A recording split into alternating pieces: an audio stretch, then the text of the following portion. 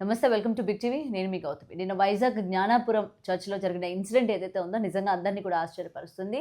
ముఖ్యంగా 11 ఏళ్ల బాలిక చనిపోవడానికి గల రీజన్స్ ఏంటి? ఎందుకు చనిపోయింది అనుకున్న టైంలోనే వాళ్ళ అమ్మమ్మని కూడా పోలీసులు హ్యాండ్ ఓవర్ చేసుకొని అంటే వాళ్ళతో పాటు ఇంట్రోగేషన్ చేయడానికి అయితే తీసుకెళ్ళడం కూడా జరిగింది. అయితే ఇందులో ఒక ట్విస్ట్ కూడా నెలకొనింది. కట్ చేస్తే వాళ్ళ అమ్మమ్మ కూడా సూసైడ్ చేసుకున్నారు. అసల దీన్ని మనం ఏ విధంగా చూడొచ్చంటారు? ఆ అమ్మాయిని పేరెంట్స్ ఏమైనా చేసారా? లేకపోతే చర్చ్‌లో ఏమైనా అయ్యిందా? నిజంగా చర్చ్‌లో ఈ దెయ్యాలని వదిలించేటట్టు ఏమైనా ఉందా? అంటే ఇలాంటి ప్రక్రియలు ఏమైనా చేస్తారా? సో, వీటి గురించి మాట్లాడితే మరి మనతో పాటు సోషల్ యాక్టివిస్ట్ మనోజ నామాల గారు ఉన్నారు. మ్యామ్ నమస్తే అండి. నమస్తే గౌతమి. కొన్ని ఇన్సిడెంట్స్ చూస్తూ ఉంటే అసల ఎందుకు జరుగుతున్నాయి? ఎలా జరుగుతున్నాయి?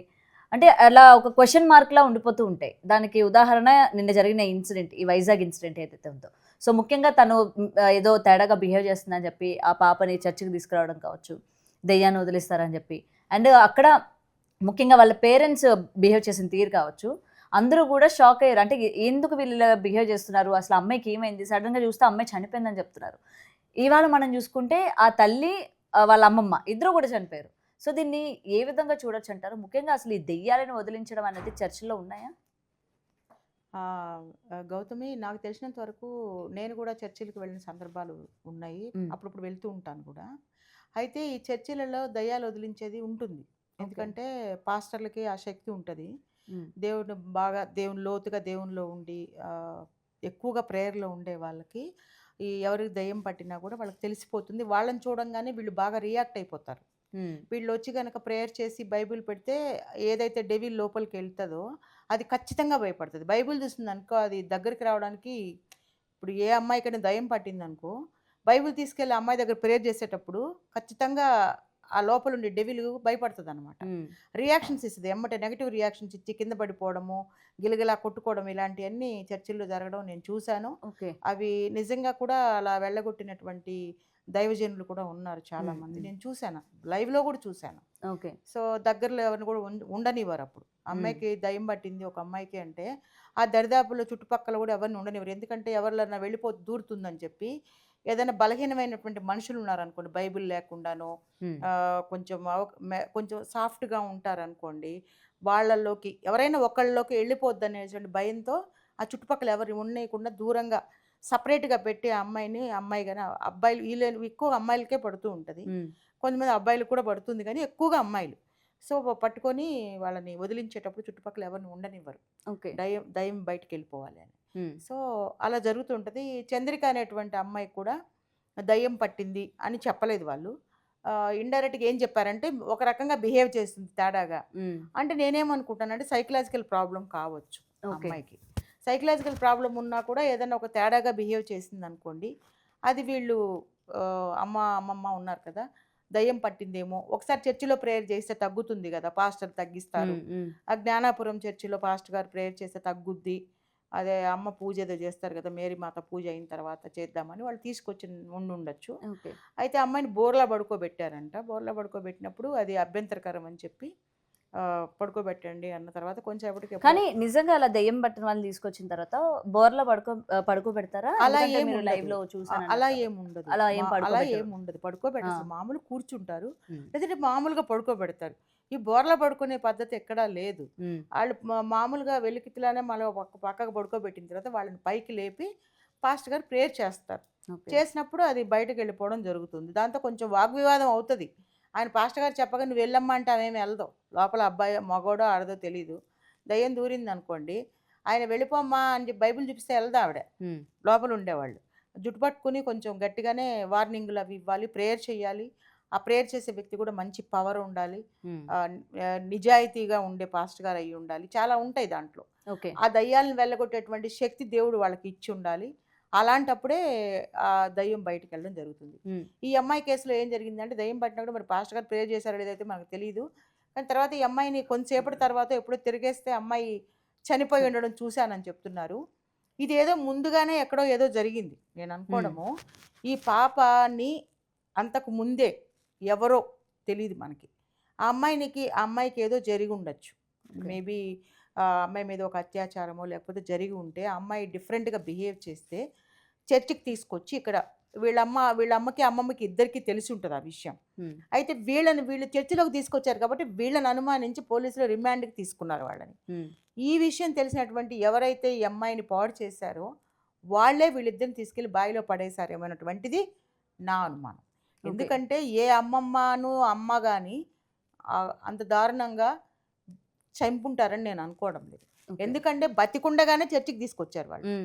చర్చికి వచ్చిన తర్వాత అమ్మాయి చనిపోయింది అంటే అంతకుముందే అమ్మాయి మీద ఎవరైనా అఘాయిత్యం చేసి ఉంటే ఆ విషయం వీళ్ళిద్దరికి తెలిసి చర్చిలో ఒకసారి ప్రేయర్ చేద్దాం, అమ్మాయి డిఫరెంట్గా బిహేవ్ చేస్తుంది కదా అని తీసుకొచ్చి ఉంటారు. తీసుకొచ్చిన తర్వాత ఆ అమ్మాయి చనిపోయింది. అయితే ఈ అమ్మాయి ఇలా కావడానికి కారణం ఎవరో వీళ్ళకి తెలిసి ఉంటే అది వీళ్ళు బయట పెట్టకుండా ఉండడానికి, పోలీసులకు నిజం చెప్పకుండా ఉండడానికి వీళ్ళని మ్యానిపులేట్ చేసి చట్టాన్ని చేతుల్లోకి తీసుకుని వీళ్ళని సూసైడ్ చేసుకోవడానికి ప్రేరేపించడమో లేకపోతే వీళ్ళని తీసుకెళ్ళి అక్కడ పడేయటమో జరిగిందని నేను అనుకుంటున్నాను. ఓకే. అండ్ ఇక్కడ కొంతమంది కూడా మన దాంట్లో వచ్చిన దాంట్లోనే కొంతమంది ఈ విధంగా కూడా ఆలోచిస్తున్నారు. మేబీ ఆ పాస్టర్ అసలు పూజ చేశాడా, లేకపోతే ఇందులో ఏమైనా పాస్టర్ హ్యాండ్ ఏమైనా ఉందా? ఎందుకంటే వాళ్ళు ఎప్పుడు కూడా రావడం వెళ్ళడం చేస్తూ ఉంటారు కాబట్టి ఆ అమ్మాయి పైన ఈ విధంగా ఏమైనా జరిగిందా? ఎందుకంటే మనం చాలా చూస్తూ ఉన్నాం చిన్నపిల్లల పైన ఇట్లా జరుగుతూ ఉన్నాయని చెప్పి. సో అలాంటిది ఏమైనా జరిగి ఉండొచ్చా, ఆ పాస్టర్ ఏమైనా వాళ్ళని బెదిరించి ఉండొచ్చా అన్న కోణంలో కూడా ఆలోచిస్తున్నారు కొంతమంది. నేనేమనుకుంటున్నానంటే పాస్టర్ గారి దగ్గర చర్చిలో అమ్మాయి ఎంత సమయం గడిపింది, ఎంత సమయం ఉంది, ఒకవేళ నైట్ అంతా అమ్మాయిని వదిలేసి ఉంటే ఇలాంటిది జరిగేటువంటి ఛాన్స్ ఉంది. అదైనా దాన్ని ఐడెంటిఫై చేయడానికి పోలీసులకి ఎక్కువ సమయం పట్టదని నేను అనుకుంటున్నాను.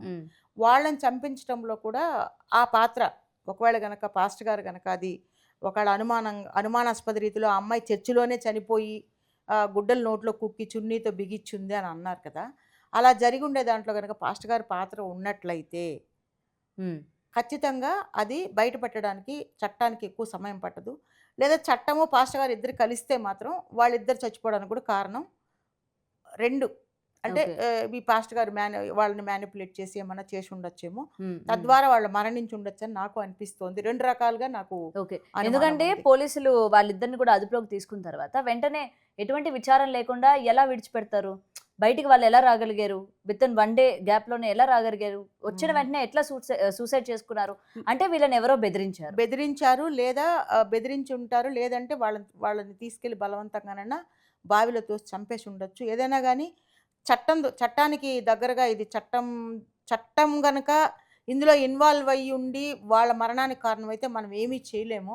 ఎందుకంటే దృశ్యం సినిమా లాగా అయిపోద్ది. దృశ్యం పోలీస్ స్టేషన్ కిందే శవాన్ని పెడతారు కదా, అప్పుడు ఎవరు కనుక్కోలేకపోతారు. చివరికి కూడా అది ఎవరికీ అర్థం కాదు. మనకి తప్ప ప్రేక్షకులకు అర్థమైంది కానీ అక్కడ ఉండే పోలీసులకు అర్థం కాదు. అలాగే వాళ్లే గనక చేసుంటే మాత్రం ఇది ఎప్పటికీ బయటికి వచ్చే కేసు కాదు. ఒకవేళ గనక వాళ్ళ ఇన్వాల్వ్మెంట్ లేకుండా ఉంటే మాత్రం ఖచ్చితంగా దోషుల్ని పట్టుకోవడానికి ఎక్కువ సమయం అయితే పట్టదు. ఎందుకంటే ఎక్కువ మంది ఇందులో ఇన్వాల్వ్ అయ్యి లేరు. ఓన్లీ చర్చిలో పెట్టారు, అమ్మాయి చనిపోయింది.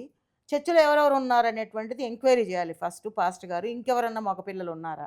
మగవాళ్లే కదా ఇలాంటి దాష్టికాలు చేసేది, మొదనష్టాలు చేసేది కదా. సో మగవాళ్ళు ఎవరున్నారు, పాస్టర్ గారితో పాటు ఇంకెవరున్నారు, ఇంకెవరన్నా ఇన్వాల్వ్ అయినారా ఆ లోపల అనేది ఒకటి తేలాలి. తర్వాత వీళ్ళు చర్చికి తీసుకొచ్చే ముందే అమ్మాయి ఏమన్నా అఘాయిత్యానికి ఆ అమ్మాయి మీద ఎవరైనా అఘాయిత్యానికి పాల్పడ్డారా, లేకపోతే ఏమైనా జరిగిందా, అందుకని ఆ అమ్మాయి ప్రవర్తన తేడా ఉంటే చర్చికి తీసుకొచ్చారా వీళ్ళు, లేకపోతే ఈ విధంగా ఆ అమ్మాయిని అలా చేయడానికి కారకులైన వీళ్ళు పోలీస్ స్టేషన్కి వెళ్ళగానే వీళ్ళని ఏమైనా జామీన్ ఇచ్చి తీసుకొని బయటికి తీసుకెళ్ళి ఏమన్నా దాంట్లో తోసేశారా, లేకపోతే వాళ్లే సూసైడ్ చేసుకున్నారా వాళ్ళ అమ్మాయికి ఇలా జరిగినందుకు తట్టుకోలేక సడన్ గా అమ్మాయి ఇలా అయిపోయిందని ఆ బెంగతో వాళ్లే చనిపోయారు అనేటువంటిది త్వరలో వెలుగులోకి రావాల్సిన అంశాలు. ఏది ఏమైనా అమ్మాయిలకి ఈరోజు సేఫ్టీ లేదనేది మరొకసారి రుజువైంది.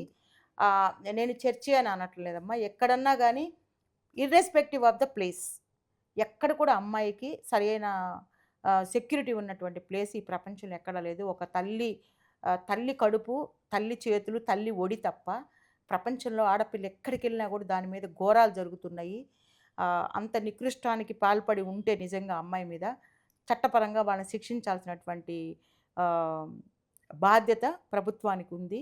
త్వరలోనే అక్కడ వాళ్ళని కాకుండా పోలీస్ డిపార్ట్మెంటు అక్కడ వాళ్ళు కాకపోయినా వేరే వాళ్ళనైనా పెట్టి ఎంక్వైరీ చేసి ఆ అమ్మాయి మరణానికి కారకులు ఎవరు, ఆ కారకుల్ని కఠినంగా శిక్షించాలని నేను ఆశపడుతున్నాను. Right, thank you.